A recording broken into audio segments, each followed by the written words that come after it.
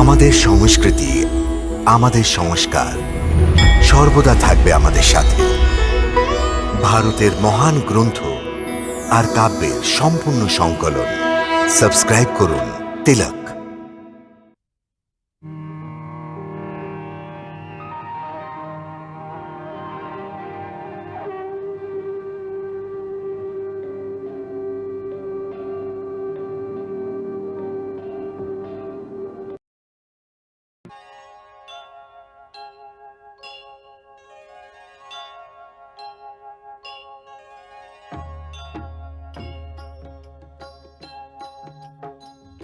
সীতারাম চরিত্র অতি পবিত্র, মধুর সরস অতি মনোভাবনা।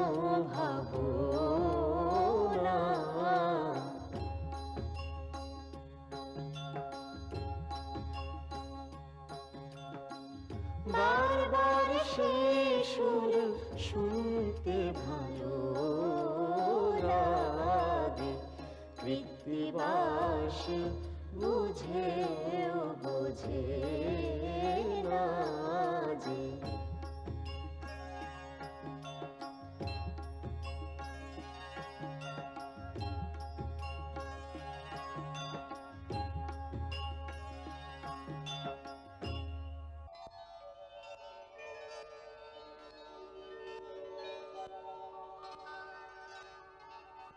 আমি মিথিলার রাজা জনকের দূত দেবব্রত, অযোধ্যার মহারাজা দশরথ ও পূজ্যবর মহর্ষি বৈশিষ্ট্যের চরণে সাদর প্রণাম জানাই।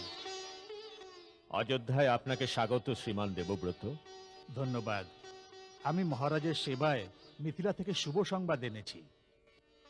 আপনার সংবাদ কুমার ভরত আমায় জানিয়ে দিয়েছেন। এবার আপনার কি আদেশ প্রভু?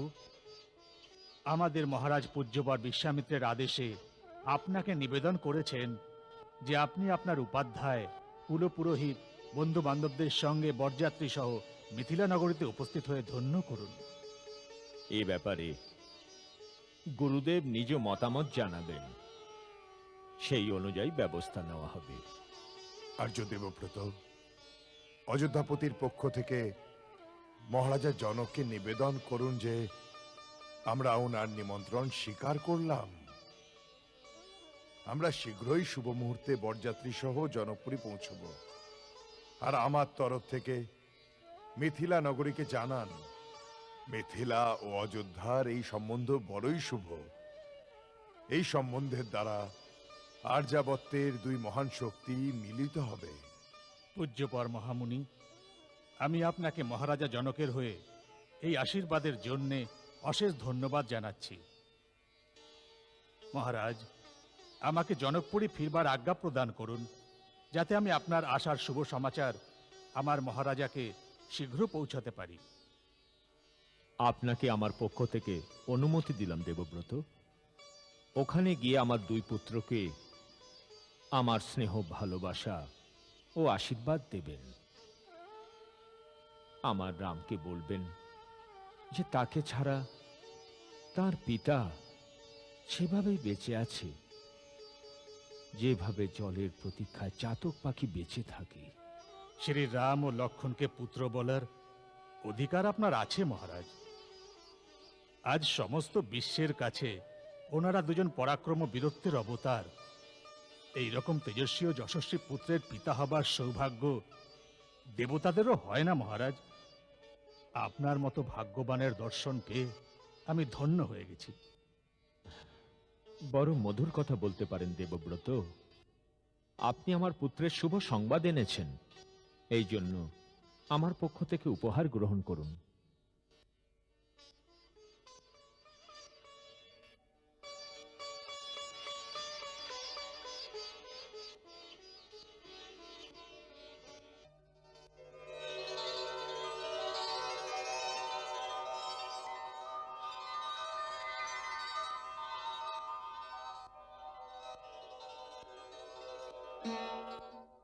আপনার মতো কীর্তিমান মহারাজের উপহার পাওয়া আমার জীবনের পরম সৌভাগ্য। কিন্তু মহারাজ, এটা আমাদের কন্যার শ্বশুর বাড়ি। এখান থেকে কিছু নেওয়া নীতি ও প্রথা বিরুদ্ধ। মহারাজ, আমায় দয়া করে ক্ষমা করুন। ধন্য তুমি, ধন্য। মহারাজা জনকের রাজদূতের এরকম সংস্কারই থাকা উচিত। রাজন, আর্য দেবব্রতর প্রতিক্রিয়া সম্মুখ। মহারাজ, আমায় আদেশ দিন।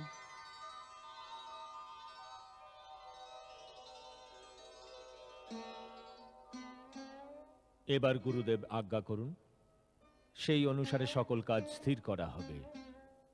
রাজন, শুভ সময়ে উপস্থিত। রামের বরযাত্রী রওনার জন্য পরশু সূর্যোদয়ের 3 ঘন্টা পরে মধ্যাহ্ন শুরু হতেই শুভ মুহূর্ত উপস্থিত হবে। গৌরী গণেশ দর্শন করে রওনা দিন। কুমার ভরত, বৎস রিপুদমন, গুরুদেব বশিষ্ঠ ও আমার পক্ষ থেকে শ্রদ্ধেয় শ্রী বামদেব জাওলি, শ্রী কাশ্যপ, অন্যান্য মহাত্মাদের সবিনয় নিমন্ত্রণ করো। সমস্ত মন্ত্রীগণ ও রাজ্যের সমস্ত নগরে নিমন্ত্রণ প্রদান করে সবাইকে আমার নিমন্ত্রণ শুনিয়ে দাও। নগরের সবাইকে রামের বরযাত্রী হবার জন্য আহ্বান জানাও, আর সেনাপতিকে চতুরঙ্গে সেনা প্রস্তুত করতে বলে দেওয়া হোক। যথাজ্ঞা পিতা। সময় কম, অনেক কাজ বাকি। যথাসম্ভব তৎপরতার সঙ্গে কাজ করতে হবে কুমার ভরত। আপনি নিশ্চিন্ত থাকুন গুরুদেব।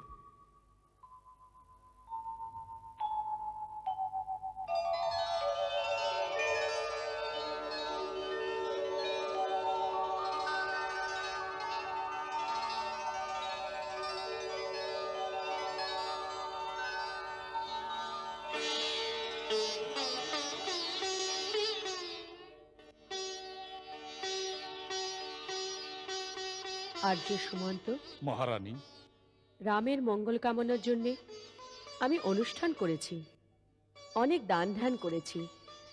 এছাড়াও ব্রাহ্মণদের 100 গরু ভাণ্ডার ঘর থেকে অন্নবস্ত্র প্রজাদের মধ্যে বিলিয়ে দাও। যথাজ্ঞা মহারানী। এই সুযোগে মহারাজও রাজকোষের দরজা খুলে দিয়েছে। উনি উচিত কাজই করেছেন। আর্য সুমন্ত, রামের বরযাত্রী যাবার আগে ব্রাহ্মণ আর প্রজাদের এত দান করো যাতে ওনাদের চাইবার কিছু না থাকে। যে রাজার রাজত্বে প্রজাদের মধ্যে একজনও দুঃখী থেকে যায়, তার কোনো রকম উৎসব করার অধিকার থাকে না। আমাদের মহারাজ তো সদা সর্বদাই পূজাবৎসল মহারানী।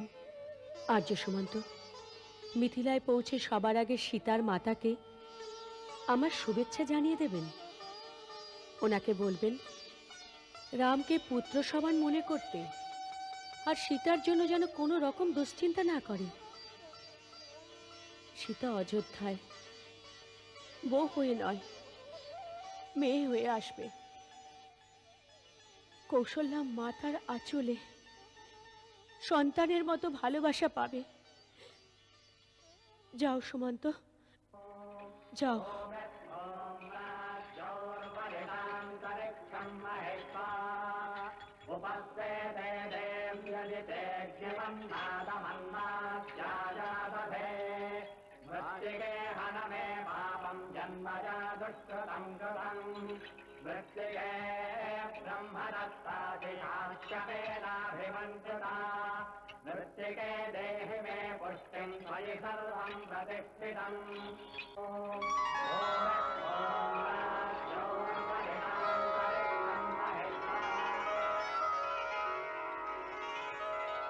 মগধ নরেশ, মিথিলা আপনাকে স্বাগত জানাচ্ছে।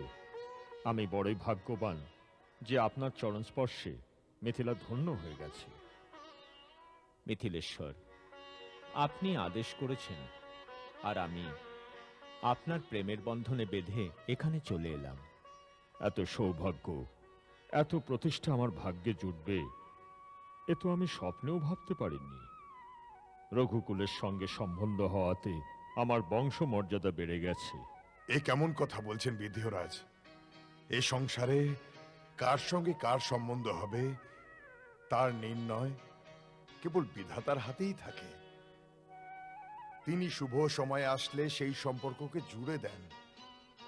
সেই পরমেশ্বরের ইচ্ছেতেই আজ অযোধ্যা ও মিথিলা দুজনে একে অপরের সমকক্ষ হয়ে গেছে। না মহর্ষি, সমকক্ষ নয়।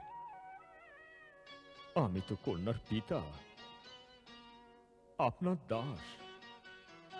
আপনার সমকক্ষ হব কি করে? আপনি ঠিকই বলেছেন মহারাজা। আপনি আমার সমকক্ষ কিভাবে হতে পারেন? আজ আপনি দাতা, আর আমি একজন গ্রহীতা, একজন ভিখারি, যে আপনার দরজাতে আপনার কন্যাকে ভিক্ষা চাইতে এসেছে। যিনি দান করেন তিনি সর্বদাই মহান।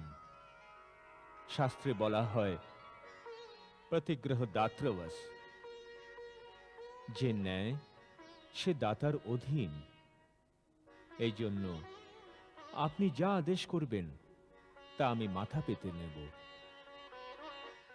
আপনি সত্যি কত উদার মহারাজ দশরথ।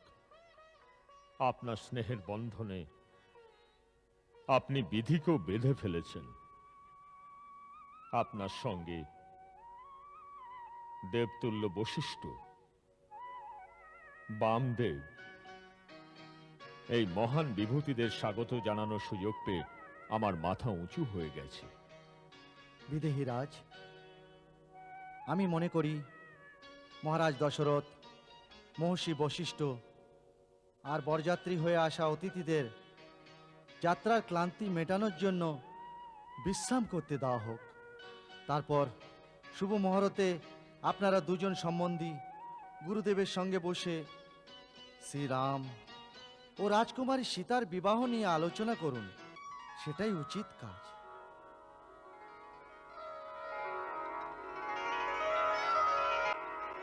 দাদা দাদা, বাবা এসেছেন, ভরত দাদা ও শত্রুঘ্ন এসেছেন। সবাই বিশ্রাম কক্ষে রয়েছেন। বাবার সঙ্গে দেখা করে আসি। না লক্ষণ, আমরা এই সময় গুরু বিশ্বামিত্রের আজ্ঞাধীন।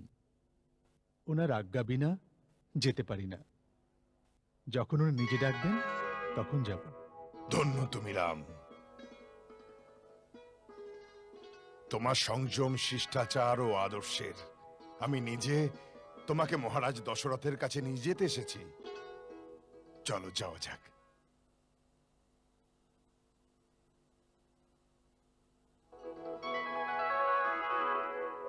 ভূপথের ওই জপামুনি এলেন সশরীরে, চলেন দশরথ ধীরে পায়ে, শুধু তারি তরে।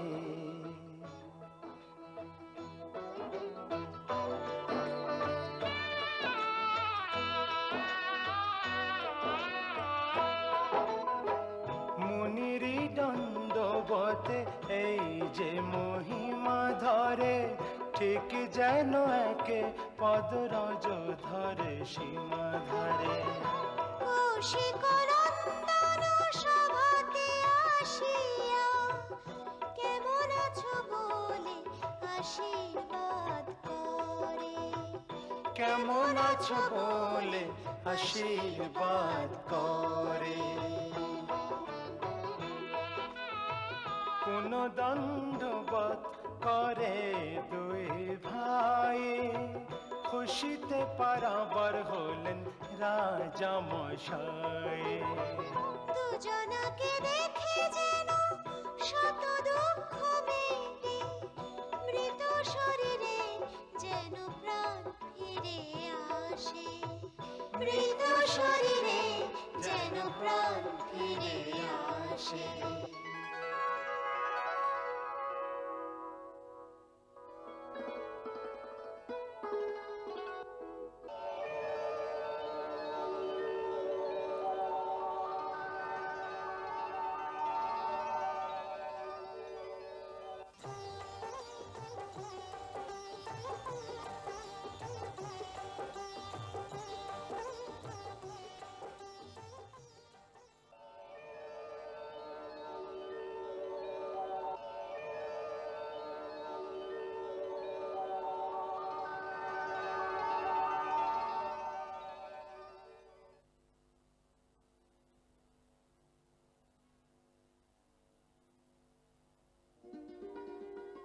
রাম, আজ্ঞে। রাম, তোমার অযোধ্যাকে কি মনে পড়তো? হ্যাঁ, ছোট ভাই, মায়েদের তো নিশ্চয়ই মনে পড়তো। তা তো সবাইকে মনে পড়ত, কিন্তু যে কাজের জন্যে আপনি আমায় পাঠিয়েছিলেন তাতে যেন একটু ত্রুটি না থেকে যায়, সেদিকে লক্ষ্য রাখতে গিয়ে সদাই এই কথাই মনে হতো যে আপনারা আমাদের সঙ্গেই রয়েছেন আর আমাদের পথ প্রদর্শন করাচ্ছেন। এত কম বয়সে তুমি যে আদর্শ, যে সংস্কার অর্জন করেছ, তা আমি বৃদ্ধ বয়স অবধি করতে পারিনি। এ আপনি কি বলছেন পিতাশ্রী? আমার প্রেরণার উৎস তো আপনি। আপনাকে অনুসরণ করেই কাজ করবার ক্ষমতা অর্জন করেছি আমি। আপনি তো দেবলোকে গিয়েও নিজের কীর্তিকে স্থাপন করে এসেছেন। আমি যা কিছু করেছি তা হলো আমার কীর্তির আকাঙ্ক্ষা, আমার প্রভাব, আমার প্রতিপত্তি বাড়িয়ে তোলার জন্য। কিন্তু তুমি যা কিছু করেছ, পিতার আজ্ঞা, গুরুজনেদের সেবা, প্রজাপালন, বিশ্বের মণিজনের, তপস্বীদের সুরক্ষার জন্য করেছ। এখানেই তোমার মহানতা। তোমার মতো আদর্শ পুত্রকে পেয়ে শুধু তোমার মাতা পিতাই নয়, সমস্ত রঘুবংশের মানুষের মস্তক গর্বে উঁচু হয়ে গেছে। নিজের প্রশংসা শুনে লজ্জা পাচ্ছ তুমি রাম? সকল পিতা স্নেহবশত নিজের ছেলে প্রশংসা করে থাকেন, আর আপনিও তাই করছেন। তা না হলে আমি তো শুধু তাই করেছি যা আপনার নির্দেশ ছিল। সকল পুত্রের ধর্ম পিতা নিজের মুখে না বললেও, তাও যদি পিতার মনে কোনো ইচ্ছে থাকে তবে তা প্রাণ দিয়েও পূরণ করে। এই কর্তব্যের প্রেরণা থেকেই আমি এই সকল কার্য করেছি। সকল আর্যাবর্তের সুরবীর শরীরের সমস্ত শক্তি দিয়েও যে শিব ধনুককে নড়াতে পারেনি, তা ভাঙতে কার প্রেরণা ছিল রাম?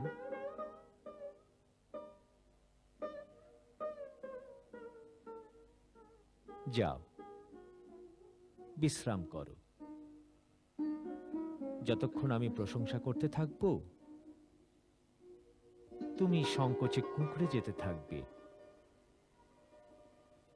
যাও বৎস।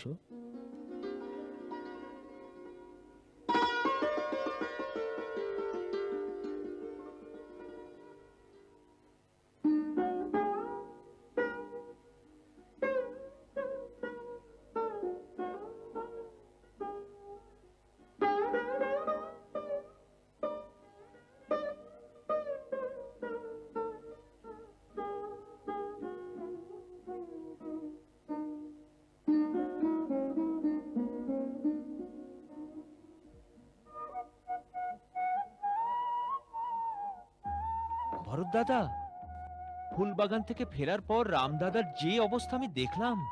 কি দেখলে? সারা রাত চাঁদের দিকে তাকিয়ে ঘন ঘন নিঃশ্বাস নিচ্ছিল।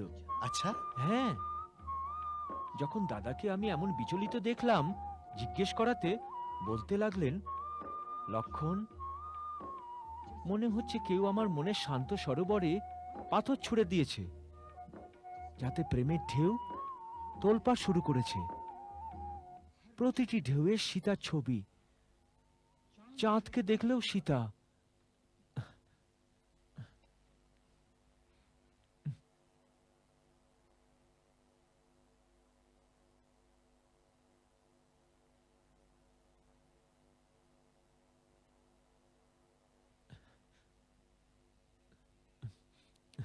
রামদাদা, আমি ভরত দাদাকে বলছিলাম যে বৌদিকে প্রথম দেখলাম কিভাবে। দাদা, গুরু আশ্রমে তো প্রেম শাস্ত্র পড়ানো হয় না, তাহলে তুমি এ প্রেমের শিক্ষা পেলে কিভাবে? প্রকৃতি থেকে, শত্রুঘ্ন। যা মাকে বালকের সঙ্গে, ভাইয়ের সঙ্গে ভাইয়ের, আর সাগরের ঢেউকে জ্যোৎস্নার সঙ্গে প্রেম করতে শিখিয়েছে।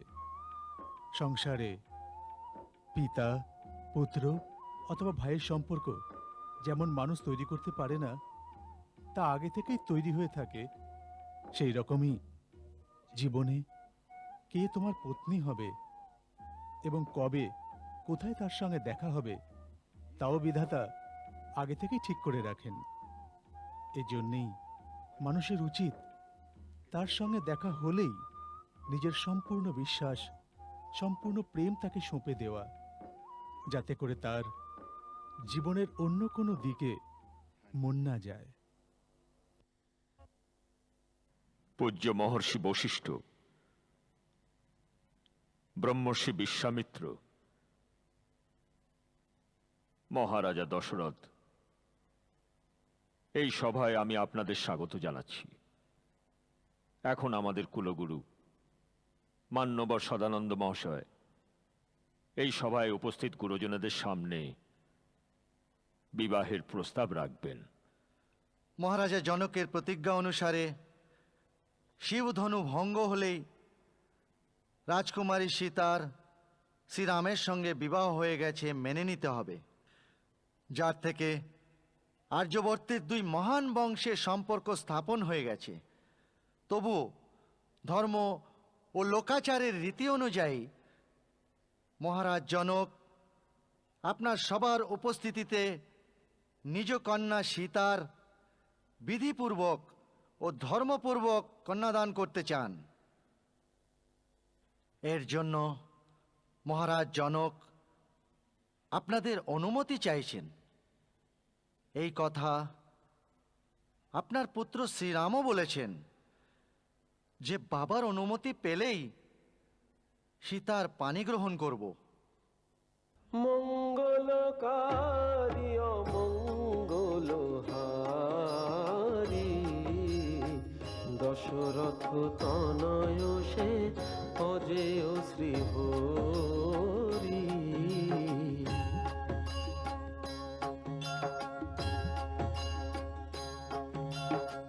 সীতারাম চরিত্র অতি পবিত্র, মধুর সরস অতি মনোভাব